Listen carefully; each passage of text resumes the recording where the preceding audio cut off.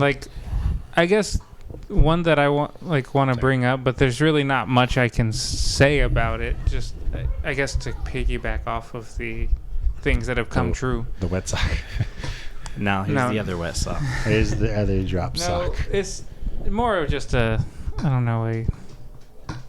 perspective. Like the thing of when people call you crazy until you're not. Like this used to, for me, the biggest one was I used to always be afraid of like TVs and the phones and the things. They're listening, they're watching you, dude. 1984, man, it's happening. Yeah, now it's like, hey, wiretap, how do I make spaghetti? Well, and you're always like, no, dude, you're crazy. Why would they even do that? Like, what purpose would anyone need to have your conversations like recorded or monitored or something? And then it happens. It comes out. All the companies are like, yeah, our microphones are always on, and they're listening for, if anything, trigger words to do this and that. But, like, it comes out, and they say it finally. And then people are like, oh, well, whatever. You're still crazy. It's okay. Like, this isn't the same thing. But, like, you were crazy just initially for thinking that this could happen. And then there's a level of acceptance they have where they're like, well, it's not that bad, though. So you're still crazy. Like, we're not going to just accept that you've been right. There's always that, I don't know, what would you call it? A level of conditioning, maybe? Yeah. Or maybe just acceptance of, in some way. Just like, oh, well. In some way, it's its own way of trust, too. It's like, no, why would they do that to us? But originally it was, no, why would they do anything like that? Like, why would there be microphones that are listening? And now it's like, well, but why would they be listening for anything that they don't need? Why would they be storing that information? And then it's finding out, like, metadata is being shared everywhere. And that's the interesting thing when, what's his name, Zuckerberg? That's the Facebook The guy? robot, yes. The robot, yeah. What he was taking to quote for all the Facebook stuff, it's like, a part of me was watching reading all the articles and all that crap, and I was like, is this just all a big puppet show? So we don't think that the government is spying on us? What? I freaking know they are. Like, it really did feel. The worst part about that was like not being on Zuckerberg's side at all, but like watching these judges and people go like ask him questions, and you're like, they're all so painfully old that they don't even know just how like basic internet surfing works, though. Like, they should not be asking these questions because they are definitely in no position to judge anything that happens online. They're so far removed from that. So it's like I felt wronged just on both of those sides. Well, and how to put this where I don't sound bad. The thing of it is, too, I don't like tagging my location on things. I don't like checking into places, really. The only place I'll do that for is like when I'm at church, because it's for like, a good cause or whatever. I don't know how it works, but whatever. But it's sad / funny to me how willing people are to just give up that information freely. Like all the time? Yeah. Like, oh, I had lunch here. Oh, I'm here right now. Oh, hey, I'm going to this place and doing that. And it's like, well, why we even bother? These are just sheep that want to give them the damn information anyways. But why? Yeah, it's even broader than that. Like, one of what I consider like scariest features of, I believe it's Snapchat, where you can search out other people in your area that have Snapchat. Yeah, you can look up their location of where at least I think where your friends are, and that part's kind of trippy to me.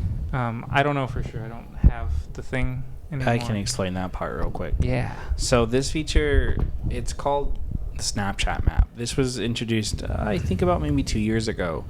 And basically, it gave you your real-time live location. If you have Snapchat, you just open up this map and it would show you, here's this person I have, here's this person, here's this person, here's this person. Oh, it shows them driving. They're at their house. You would just know where they're at. And the thing, though, again, with the whole thing about, like, consent and this whole thing of not knowing, it was turned on by default. Like, when it first updated, it was just on. So that's not good.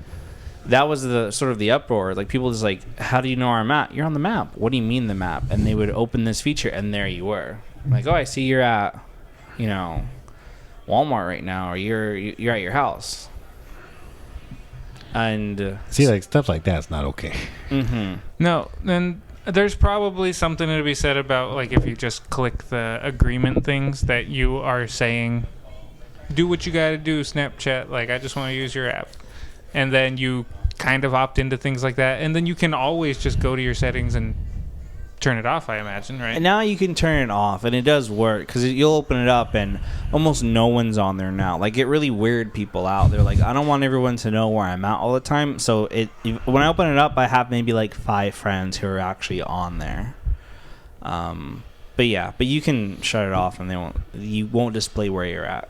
I turn off the online status on like everything I'm on usually. I'm a very private person. Those things don't work like for people like me for sure. I don't know. I think like Isaiah's saying, it's a choice, and it's just kind of crazy how much people are just like, yeah, that's fine. Yeah, it's fine. People should just like know where I'm at, what I'm doing, and I think a lot of that just has to do with how crazy invasive the internet is.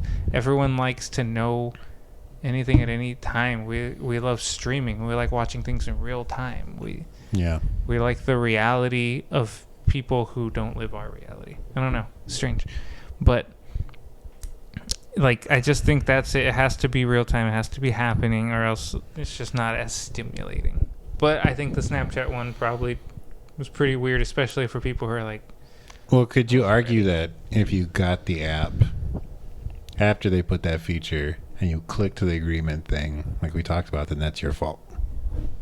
I think it's always like a buyer beware type of thing. No buyer really, but you should, if you click on an agreement without reading the agreement, you are definitely at fault. Like no matter what you do. It's just garbage though, man, because the agreement's like 12 pages. It's made to be that way, so you won't read it. Like, yeah. That's how it works. Did you know Eve was the first one to get an Apple without reading the terms and conditions? Ayo.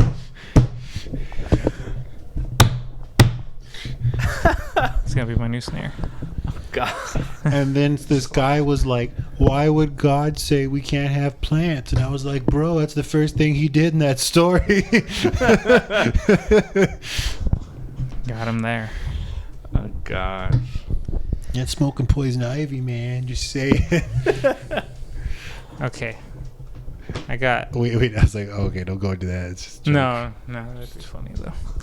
I used to have this little You would theory. smoke poison ivy? No, I'd had this theory when I'd like first heard about DMT, and I went on this sick when I was like, wait, it's found in so many plants and things all around nature. What if the apple was pure DMT, man, and it gave them this insight? Oh God, That would be crazy, because then they saw everything how it was. They saw the truth. Just a monkey. Joe Rogan was there, dude, at the beginning of time. He was sitting there in that like, pose. You know the one. So many people now are trying to say that's basically the start of Judaism, which later became Christianity, or DMT? branched off into it. Supposedly, a lot of people are saying the burning bush really was just a bush that was on fire. Mm-hmm. And Moses getting too close to it. Wow. DMT, blah, blah, blah. I've heard a lot of that. That's I mean, why not? A lot of plants, or there's a lot of things in nature that seem to be very psychedelic, I suppose, is one way to say it. Hallucinogenic. Yeah.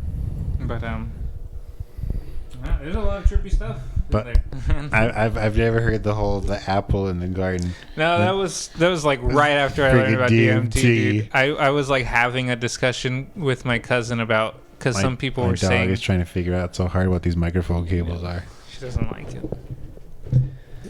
No, I don't think that was a conspiracy theory. That was just like a theory of mine that maybe that. I mean, who am I to know? That wasn't there. Why not? Why couldn't that plant be potent in DMT? Maybe I just don't know how DMT works. I'm gonna watch a documentary on it. Right.